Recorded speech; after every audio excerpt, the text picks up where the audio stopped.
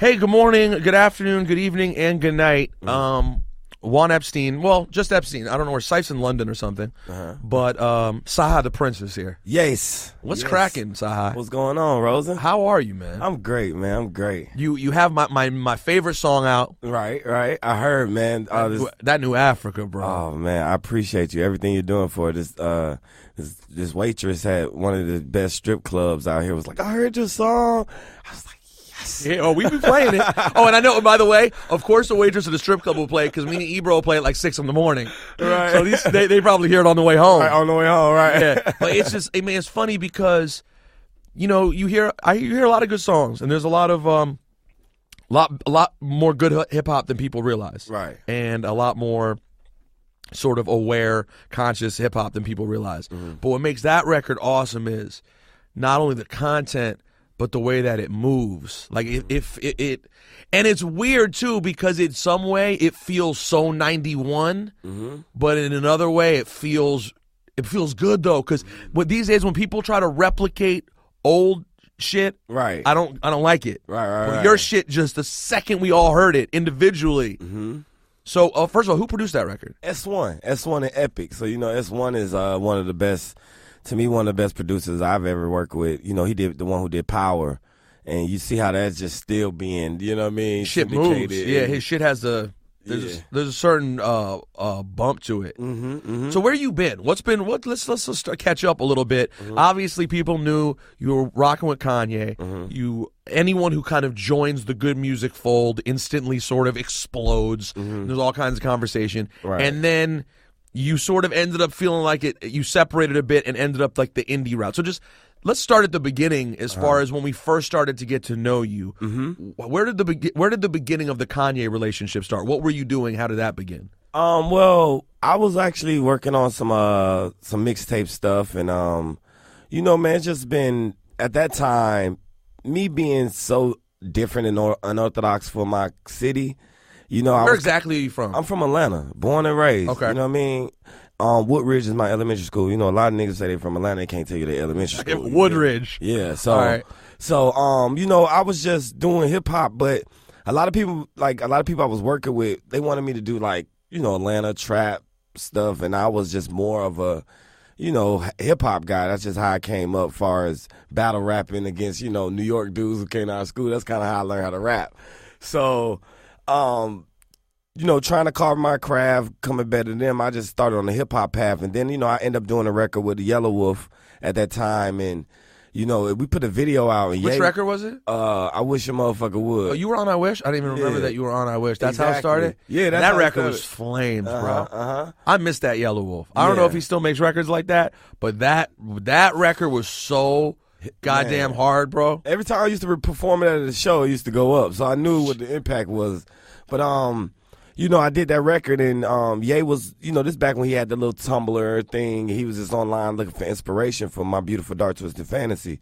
And then he ran across my mixtape, and, you know, he seen the video and was like, yo, this is the hardest rap I ever heard. And then he came and heard my mixtape, and then that's when I got a call from No ID. You know, they asked me to come to Hawaii. So let's just start there for a second. What the fuck is that like when you're a real hip-hop head and you get a phone call that Kanye wants you to come to Hawaii to work with him? Man, you know, the crazy thing, right, the week before, like 4 days before, I was supposed to sign with Jeezy. Like, a lot of people don't know that. Wow. Yeah, so I had to flew to Miami for one day to sign, do a deal with Jeezy. So he was aware, too. He was up on it. Yeah. Everybody's up on it, you know what I mean? They knew. Atlanta knew what time it was. Everybody knows what time it is. It's just, you know, me, I mean, you know, I just don't conform that well to, you know, other people's So you had to find the situation that made the most sense. Right. So when I was with Jeezy, we was in the studio for like 3 nights, and then last night, for some reason, he didn't show up, and we had to leave. And we never got the deal done because he didn't show up. And then 3 days later, Ye called me. So I fly down to Hawaii. No ID called Greg Street, and that's how I got on phone. Oh, okay. You know what I'm saying? And when good old Atlanta shit. Phone call to Greg Street. Greg Street finds you. All right. Right. Because Greg Street is like the person that I owe my whole career to. Really? Yes. Well, he started playing you? Yeah, he just started playing it. Started, you know, telling everybody who I was. You know, I had independent records. I was the first one playing them. You know what I mean? Telling everybody it's the best rapper in Atlanta. Wow, you know so he just jumped out. Yeah, he just jumped out the window. So that's dope. Shout out to Greg Street. Yeah. So as I started doing that, I walked in the studio and Kanye was playing my whole mixtape. And after that, it just was like, you know, after that was, you know, it is what it is. So, you know, we just. So what did you do out there? You got right into Dark Twisted Fantasy? Well, the crazy thing is, this is when he was dealing with Amber. So when I got there, they was playing all my music, and I'm like super excited. But he was like, "Yo, I gotta go on a date." You know what I mean? So he had to take Amber. I heard about that. You know what I mean? So he was like, "Can you write a hook to Soul Paul for me?" So I was just like, "Okay, I'll try something." So I got to write a hook. But then it was like I was so excited, I couldn't go to sleep because it was like the dream of my life. I was like, "Yo, engineer, just move me to the back of the song, like 5 minutes to the back, and let me write a verse." So I write a verse at the like 5-6 minutes song, so he would not hear it. I just wanted to write something. And I guess when I left, him and Beyonce and Jay-Z was in the studio. I think it was Dream as well. And my verse, I guess he kept the beat playing for, you know, just talking over the beat like, Jay, this is what I want to do on this one. And then you came on there like, my verse who's rapping on? Abruptly come in. And they're like, who the fuck is this? And then when it went off, Beyonce was just like, you know, whoever that is, you need to sign them yesterday before breakfast. And that's how I got here. Wow, and that in my opinion, that's my favorite Kanye album of all time. Mm-hmm. And that's probably my favorite song on my favorite Kanye album. And I had the best verse on it. You don't even have to say it. and then your verse. Think about this. They all wrote their verses after me. Really? Good luck. Yeah, you went hard, my friend. You went hard. So that obviously, so people start. Now, did you write on other records on that album?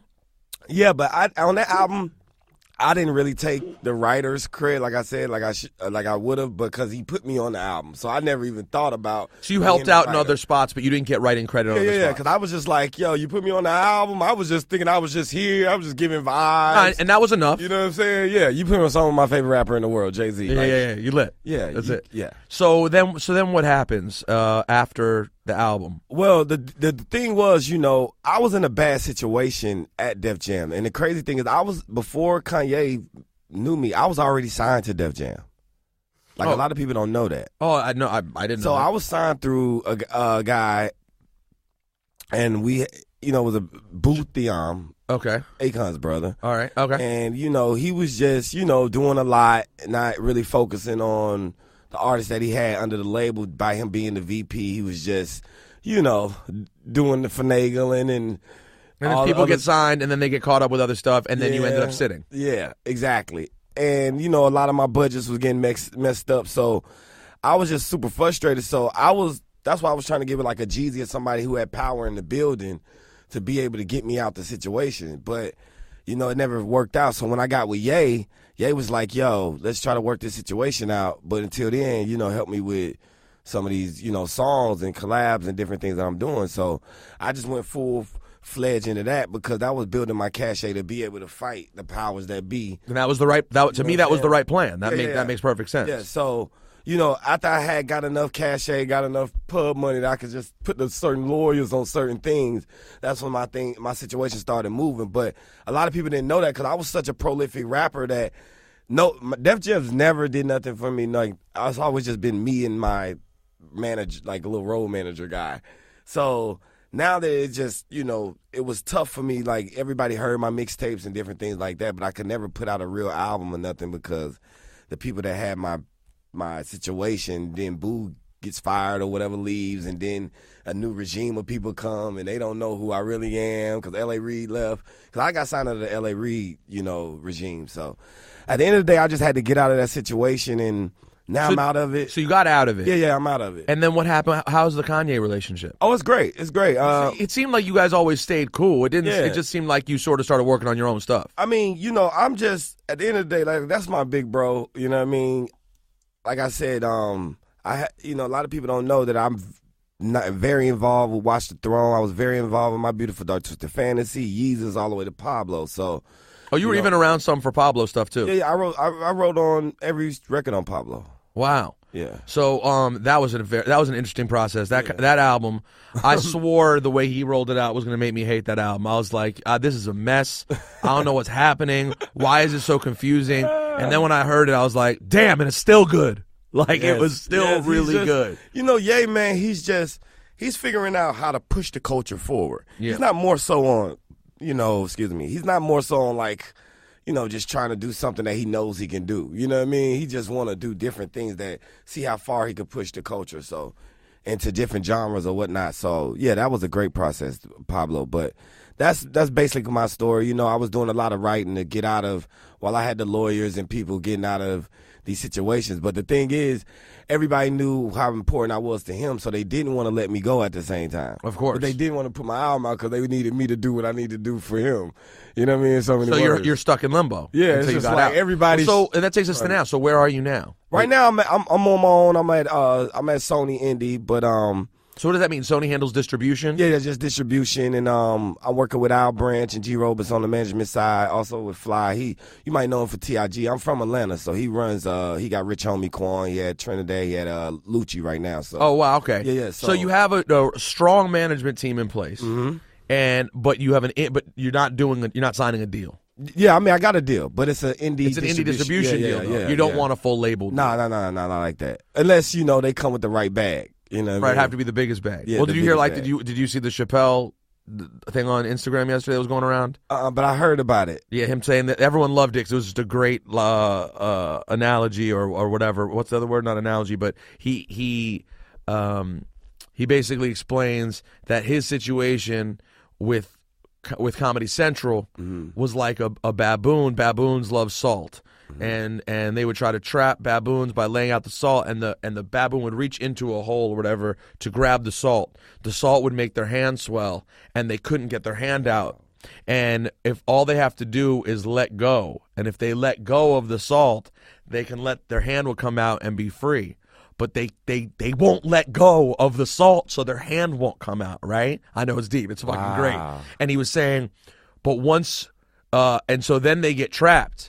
And once they get trapped, they'll give the baboon as much salt as they want, but like they're in captivity. Yeah, they're in captivity. But once they go down to water, if the baboon just goes to water, the captor will follow him and they'll all drink.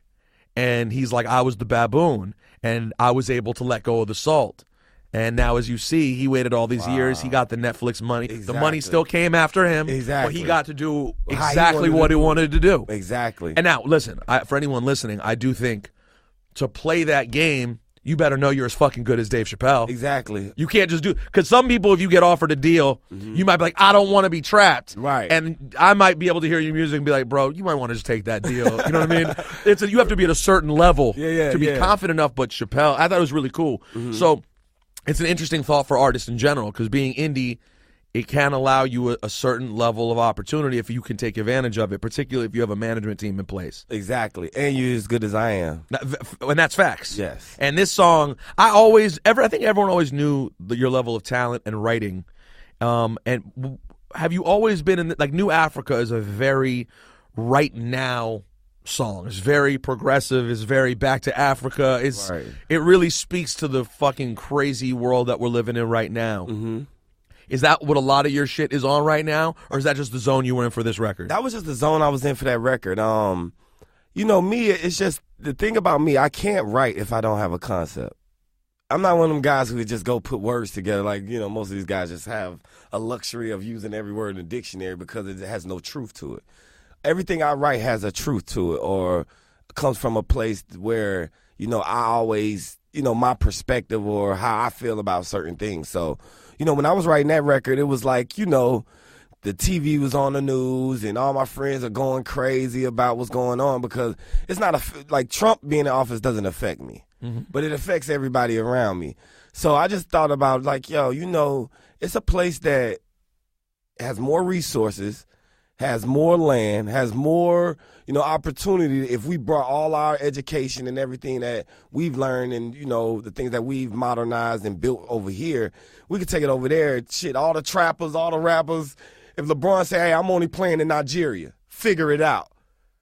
It'll get figured out. Yeah, it'll get figured out real fast. Be some TV contract. Hey, we need to go to Nigeria. So it's just that fast. If y'all, y'all don't want to really do nothing. And so that's what y'all don't really want to do nothing. You know what I mean? We talk about it. Yeah, we talk about it, but y'all don't really want to do do you nothing. really want to? Is that what you're trying to do? Yeah, so cut it out.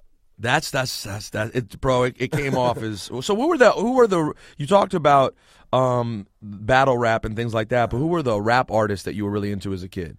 My first favorite rapper was Mystical. That was my first favorite. He was the coldest ever. He's so in his heyday. He was the coldest. At his best. By the way, for the record, when he signed to Cash Money again like 2 years ago, he put out one record, and the shit was so hard. Nothing happened with it. It was so hard. I was like, oh, Mystical still got it, bro. But by the way, so, okay, anyways, I respect that because he's right. Mystical's So Mystical's my first favorite rapper. Then it was Jay-Z. Once I heard Jay, I knew, because what happened was a lot of New York cats started migrating to the South, to Atlanta, but it was a certain part. I'm from Stone Mountain, Decatur. So this is where a lot of them was moving to. So they took over our school like that. Like far as like the battle rap, like rapping in the in the side of the hall. Well, just from New Yorkers being around, just regular New Yorkers. You just moved down there. I was like, our dudes from my school, like my friends would get embarrassed by them. Like they would embarrass us. So, I took about 3 months off and let me take a look at what's going on. Take a look at what's going on, and then I went and sat down for 3 months, and then I came back, and nobody in Atlanta could ever rap better than me after that. And so you realized the style that they were playing with was a different one. Yeah, because I was used to being in the club, listening to MJG, 8 Balls, your masterpiece. But it was like when I was hearing these 12-year-olds sound like 21-year-old men, I was like, oh, this real rap right here. Well, can I tell you what? And that's why I'm thinking of this right now. But that's why the best kind of rapper that I think maybe can exist is an Atlanta rapper with some New York influence. Exactly. Because you get the soul and the swag and the vibe of Atlanta with the wordplay and the skill. I mean, honestly, it's Outkast. It's so many people who put in that work because they love all kinds of music. They didn't just grow up on Southern music, but they still lived in the South. They still got that energy. Exactly. And a lot of people don't know, man, if it wasn't for prison, that's what made T.I. one of the greatest rappers for a long stretch. If he wouldn't have went to prison, he'll still be, if not one of the greatest or top rappers. You know what I mean? Because he had the Atlanta swag, but he can go bar for bar with any New York or, it was swagger like us. If you see. Was, by the way, and even back then, I remember when King came out. Oh, exactly. I was like, oh, well, this is T.I.'s just, he's just an MC like I always loved with an amazing Southern draw. Exactly. Like that, he was just on, he was one of the first, because Outkast I almost don't even count, because they sort of like predate even the true Atlanta movement. But in that later, next movement of the T.I.'s, Jeezys, et ceteras, yeah, T.I. was different. Like, that's what made Wayne prolific as well. Being from the South, but still being able to rap. You know what I mean? And then, a lot of times I hear y'all talk about how Atlanta is, and you're like me, you're absolutely right. You know what I'm saying? But a lot of people don't know why Atlanta sounds like it is. The reason why Atlanta sounds like it is because, our trap make a lot of money. You know what I mean? And it's different than being in New York or L.A. where if you're from Brooklyn, you can't really go make no money in Queens. You can't make no money in the Bronx. You know what I mean? You can't make no money. Or you can just make money in Brooklyn. Right. Where in Atlanta, if you're from the east side, you can make money on the west side, the south side. You can make money to everybody. And that's how they get so rich to be able to influence the clubs, the radio, the streets, to the point where it don't have to be quality music. If you put it down in the street how you did prior to rap, anybody could be a rapper in Atlanta. Wow, I never even thought about that. Yeah. That's what it is. These guys are the really street dudes you probably gonna meet in these neighborhoods. They not prolific artists. They got their rep from, doing what they did in the streets. They got and they got love all over Atlanta. So as a result, once they put out music, it ain't no problem. You know what I'm saying? Everyone's already on board. Versus just being in Brooklyn, you can only really conversate and move with Brooklyn dudes. You know what I'm saying? Who's out right now that you really fuck with? Is anyone out there that you really stylistically think is doing something special? Are you talking about from Atlanta? General. Or just in general? I don't listen to a lot of rap, bro. You know what I'm saying? Because some rappers like, for instance, like Drake, he's so good that if you listen to him too long, you'll start to be influenced by him. Right. So I just listen to like country and R&B. What kind of country you listen to? My favorite country artist right now is Valerie June. I don't even know Valerie June. Is that old or? She's the coldest. She's new. New. She's like the Black Dolly Parton. If you ever have a chance, she's from Nashville, but how poppin' is she right now? Oh, she's incredible. She's out right now. But is she like blowing up? Yeah, she's blowing up. And country is like country music like on it? country folk music. Yeah, she's in, like, it's next level. All right, all right. So I listen to her. I've kind of been waiting for the black woman country artist take over. When you hear her, she's going to change your life. Oh, she's going to change your life. Forget about it. Trust me. That's very exciting. I'm excited to hear this right now. All right. So what else? I like a new guy from my city, JID Jid. He's with he just got signed to J. Cole. Who else I like? You know, I'm more of a traditional guy. You know what I'm saying? I listen to, you know, the Coles, Kendrick. Kendricks. You know what I mean? I love Joey Badass. Yeah. Like I love. I just heard Joey's album's dropping soon, and I'm hearing it's incredible. Yes, I love Joey. Have y'all connected ever? No, but I mean we met a couple times, but we need to connect. But I love him though. Yeah, he's special. You know what I'm saying? Because I use him for a lot of arguments. What about music? Yeah, just like, you know, labels just think like our artists are just the shit because, you know, we get a little show money and give it to our partner and make him turn 40 into 100. You know what I'm saying? When you see some guys like Kendrick and stuff, they just go home to their wives. You know what I mean? It's a different thing. Yeah, it's a different thing. Well, and a lot of like there was a lot of confusion here about that because people, you know, because here strip club, as a result of Atlanta, strip clubs have become really big up here. Exactly. And you were just at one. So when you take a Joey, at first, like I remember when Troy Ave tried to come for Joey, he was like, "You're not hot in the clubs," and I was like, "Bro, he's getting tour money. Exactly. He's going. You don't get it. He doesn't do clubs. He literally is Joey bought his mom a house. Yeah. Joey made over 7 figures already." Like, so he was already touring. Now, granted, it's a different thing. Now, Troy had the right to have his aspiration to be hot in the club. Right. That's a different sort of aspiration. But you know what I tell people? that real show money's different. That's fan base money. Exactly. I tell people all the time, if you don't go to that club that night, that club's still going to be open. We still going to have the waitresses. We still going to have the dancers. Everything will still flow. Everybody from the neighborhood going to come to this club, whether Waka Flocka hit a night or he ain't in the hit a night. But it's a difference when that theater over there is closed. And the only way you're going to open it, and if Ticketmaster lets you, how many tickets can you sell?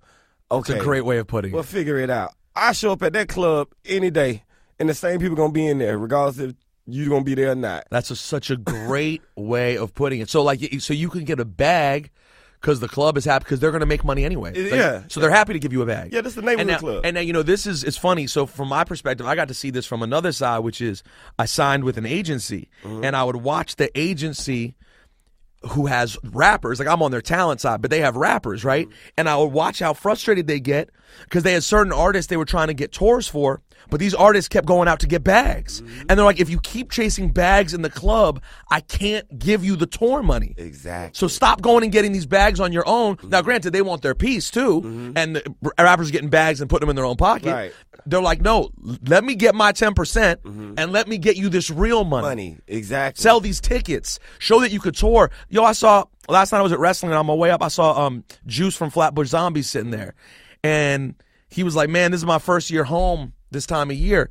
Flatbush Zombies tours every year. Exactly. They're getting paid every year. Exactly. They're not in clubs collecting bags. You call it weirdo rap, call it whatever you want. They have a fan base. They get festivals and they get touring every single year. Exactly. And that's an amazing opportunity. Like when I was first getting into music, an artist of a Flatbush Zombies level wouldn't have really been able to live. They would have gotten signed.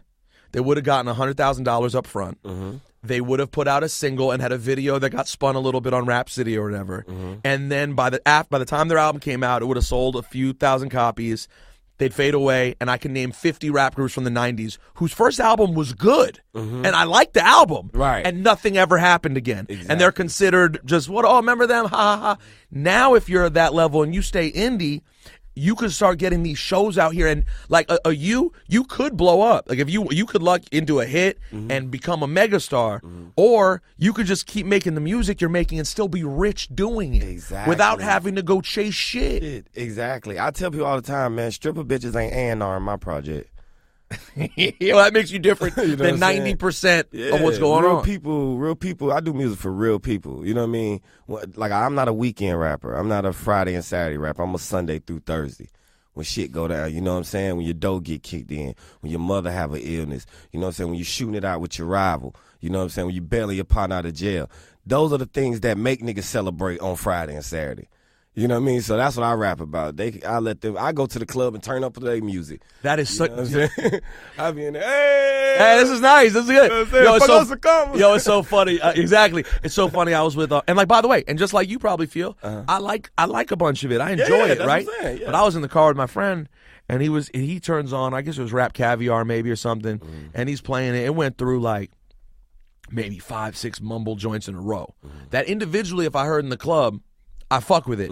But after 6 in a row, I was like, bro, you're gonna have to put on a rap song where I can understand a little bit about what's I don't want to be the old guy, but I'm gonna need some song structure. Right. I'm gonna need a few bars. Right. And you're right. There's nothing wrong with turning up with it and having a great time, and some of it's really good, but it is important that we have that dichotomy. Exactly. And that's the thing. It's just don't let that overshadow, you know what I mean, what you got going on, because it's just at the end of the day, like, I don't want to eat McDonald's every day. Yeah, you want to eat on occasion? Yeah, I might pull up on the weekend when I'm coming from the club. I need hey, double cheeseburger, whatever the case may be. But on a Tuesday, when my girl at the crib cooking lasagna and, you know, squash and, you know what I'm saying, lamb chop, I want some of that. Right, something real with nutrition and value. Exactly. That's a great way to have it put. By the way, have you heard, I told him about you, so I got to ask you if you heard him. Have you listened to the Jidenna album? No, I listened to like 4 records, but I met Jidenna just 2 days ago. Did he mention that he knew your shit? He told me something so real, bro. What'd he say? He said, man, what you did on that record is what I dedicated my whole life to. He was just like, man, in my eyes, that's one of the top 5, like, you know, I guess Afrocentric records that talk about my country in hip-hop's history, if not the best. Like, he stepped me out there for 30 minutes, bro. Bro, listen, so do you know where this started? No, I didn't know. So he came in for an interview the week his album came out. On my way back from wherever I was that weekend, I think I was at some WWE shit. I was flying back. I was listening to his album, and I was like blown away by his album because he has these songs that are like really deep. Right. He probably told you his story. His story coming from Africa is crazy. At the same time, I went on DJ Enough's Heavy Hits website, and when I looked on there, and it said New Cyhi. And it said clean. I was like, whenever I see clean by an artist that I like, let me download it for the show if it's good. Right. And it's you, so I'm like, I want to hear what he did. And I heard it, and I went, oh, shit. Not only is this song incredible, this is the perfect accompaniment to what I was already listening to with Jidenna's album. Right. So fast forward 3 days later, Jidenna comes in, and me and Ciph did the podcast with him. And I said, put on your headphones. I want to play you something. And I played him New Africa. And I watched him in the moment like, what? I saw his head explode. Right. He heard it. Exactly. And he's like, because I told him, and then Ebro 5 minutes earlier in the hallway been like, yo, have you heard this new Cyhi record yet? So we both hit him in the head with it. I love that it actually affected him that much. Yes, he seen me, and it touched me, man. Because, you know, me not ever being there, but me growing up around, like I say, I used to be signed to Akon, so a lot of the Africans in Atlanta know me, and then, you know, they run all the clubs, they run all the, you know what I'm saying? So it was just crazy, you know, I got the idea from Kanye came and did Birthday Bash one year, and we had an after party at Compound, and it was with Drake, 2 Chainz, and Ye. But the thing was, Ye walked in there, and, you know, he hasn't been to Atlanta like that. Yeah, I never heard much about Ye in Atlanta. Yeah. That's not that common. Exactly. So when I took him to the club, he couldn't believe that every regular guy in the club could buy just as many bottles as Drake.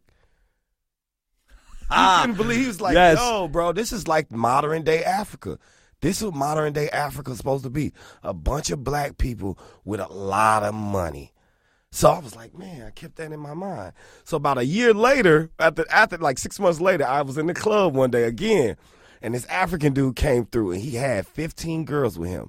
And when I tell you, it was from the darkest shade to the lightest shade of woman, and they was all from Africa, I was like, that's New Africa. I went home that same night off the goose, off the tree, and wrote a whole song called New Africa, and that's what you guys got. Yo, and it came out. It came out perfect. Thanks, bro. Yeah, you got it right with that one. Did you watch the show Atlanta? Yeah, definitely. I was curious. I thought Donald did such a. You know Donald at all? Yeah. We're from the same side of town. Oh yeah, that's right. He's from right in Stone Mountain, right? Yeah, Stone Mountain. Yep. So I loved his club episode. Exactly. Bro. That club episode is so perfect, and it's funny because honestly, Atlanta. Surprisingly, I've only been to Atlanta a few times. Like I don't have a regular history in Atlanta. Most of my history through it is through knowing other people and interviewing artists from Atlanta and just absorbing the culture. Haven't spent that much time there. But that show connoted, there was so much he connoted about Atlanta through the feel of that show. Exactly. Like you knew how much he cared about, even on his mixtape. I don't know if you heard his mixtape, that Stone Mountain mixtape, where he did the fake radio promos and shit from Atlanta. Yeah. And then the fact that I loved in that speech when he shouted out Migos and changed that song, by the way. The song was already big. Exactly. He sent it to a whole, but the reason he shouted them out was what was important because they epitomized that sound so well. Exactly. And you know something that's crazy? You know, him growing up there, a lot of people overlooked him. Or we don't support him as we should. He's a great artist, and it's a lot of artists like Rory, me, that my city's just so trapped out that they just don't honor these individuals. But once he did that, and it showed the streets how much power the other side of Atlanta has, now they have to come to us a different way. Now when they hear artists that can rap, they might collab with them. You know what I mean? It's actually very interesting you say that because Donald's whole thing has always been. I was listening to his first album the other day. Crazy. And he raps about how there are black kids out there like him. And he's rapping to them. Yep. And he's saying, like, you can be nerdy, you can be black and from Atlanta and from the hood. Exactly. You don't have to be what the culture has dictated is what you look like or act like. Exactly. And now as a result, cats feel comfortable and everyone's getting more comfortable accepting all of it. It's a beautiful thing. It's a beautiful thing. And Atlanta, let's just be clear, and I say this all the time, Atlanta's run on top of hip-hop now is arguably as long as anyone's run has ever been on top of hip-hop. Exactly. I say this as someone who, like you, worships New York hip-hop. Right. It's the essence of what you do, a lot of it. It's the essence of what I love. But you have to be honest when you look at it. Atlanta's time on top now, you're talking about, it's like the turn of the century we're talking about. It's like close to 20 years. Exactly. I mean, maybe you could say New York held on maybe till like 2003, maybe, but that's still pushing it. But it's because a lot of it's black owned. See, it's not really a lot of politics in Atlanta music. It's just if you got the bag, if you got the swag, and you got the credibility, it's black owned, so we could push it whenever we want to push this button. We can say whatever we want to say. We can do whatever kind of. It ain't no A&Rs on. It also feels like you guys continue to support. Yeah, it feels like too. there really seemed to be. See, New York started dick riding Atlanta. Right. So then as a result, the New York artists were lost, and they didn't know what music to put out because they didn't know how to make Atlanta. They didn't get it yet. Now, finally, years and years later, you get to ASAP. Right. And now you have the kids who grew up when Atlanta was running it. So just like you were an Atlanta kid who was influenced by New York, they're New York kids influenced by Atlanta. Exactly. And now we're starting to get, and now the shit becomes more global, and everyone's making shit that kind of reflects each other. Right. So so tell people real quick, what's the album plan? What are people gonna get from you besides New Africa? Well, the album plan is the name of the album is No Dope on Sundays. As you said, like I told you, Sunday through Thursday is what I rap about. My album is coming in the next 3 months, so anytime now. We're just finalizing the dates, finalizing these final Kanye's clearances and stuff, and we'll be getting it to you guys shortly. To me, it's the greatest hip hop album you probably will ever hear. That is a strong statement. No, yes, it is, because I'm rapping about concepts that you've never heard rapped about. But it ain't just, it's the best raps over concepts. Like, damn, I didn't think of that one. Like, damn, I didn't think of this. How did he think the rap from that perspective? How long have you been working on this specific project? Probably about a year. And does this include any other old random stuff that you've had that you loved and didn't put out? It's all new. Yeah, I write towards, like, I get the theme of my album first, and then I write towards that theme. And so it has to go with it has to go. Yeah, it ain't just no. So randomness. Kanye is on the album. Yes. Is there anyone else that you can say is on the album? Everybody. Pusha T, Sean, Trav, Schoolboy Q, Ty Dolla. Like, I have a all-star lineup because I wanted No Dope on Sunday to be something that I just wasn't running around waving the flag myself with. I have friends that also believe in this. And it's important, actually, because when you come out indie, it's important to show strength in the project. Right. It's great to be indie, but if you're indie and you got the features where people go, oh, this isn't just some random. Because, these days, you might have an artist you like, but they put out a little project, and it's cool, but it just looks like you kind of threw it together. Right. You want it to look like, we've been waiting for you now for a minute. Yeah, I mean, exactly. and people who've kept, and the fans deserve it, because they've been rocking with you since, it's been 8 years or whatever it is. Yep. And then it's like, oh, when's he fully coming and bringing it? So you got to bring that shit. And I got a lot of favors because I done helped so many people on their projects. Well, it sounds like that. I saved all my favors. For all my, I've never asked for nothing, a dime. So now you said, "Hey, it's my time. This is it. I need you." Yes, I need you. And they're like, "Oh, no problem, bro. You're super solid." So wait, did you have a rough? Did you already tell me the rough time? No Dope on Sunday. Yeah. I'm thinking May. It'll be a summertime out. We'll be listening to it in the summertime. Yeah. Definitely. It's just now I'm just shooting videos at this point. And, so I'm about to go on tour with Wayne in April. Wow. That's a big thing. He was one of the people I looked up to growing up too. Is just being able to just put that vernacular together like he does. I mean, incredible.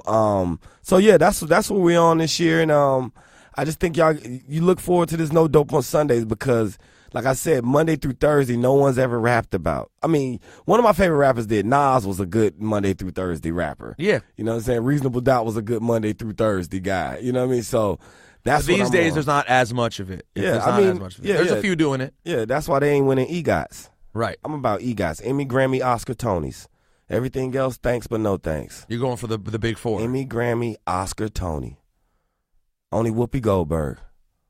Me and her. Yeah. You know who's on the way? Who? Lin Miranda's on the way. Oh, he's got the Tonys from Hamilton. He got a Grammy for like soundtrack or whatever. Oh, and I don't think he won the Oscar. I think he was up for the Oscar this year for a song he did for Moana. I think he was up for it. I don't know if he won, but he's on the way. Yeah. That's if you get Tony and M, you got to just get one of either Oscar or Tony out of the way. Yeah. If you get one of the other ones, you could get Grammy. Yeah, you could throw out some spoken word album and get your Grammy once you have the other ones. You're right. Cyhi, thank you for coming by. Hey man, I appreciate you, man. I mean, you guys do so much for me. Like I've been hearing everybody talk about how much you guys have been praising the record. Everybody's playing it now, so you guys have really pioneered that record. And I just wanted. For the climate right now, New Africa is something that just not even just more so it's just the thought process. Believe me, I know. New Africa could be in the Brooklyn somewhere. You know what I'm saying? When your community come together and say, hey, we want to do some different things. So that's all it's about. And I appreciate you guys for pushing Hey, we that. appreciate good music. And we got a new single with Schoolboy Q coming, and I got another one with Kanye coming. So those are the ones we're gonna knock out the park. Cyhi the Prince, ladies and gentlemen. Hey.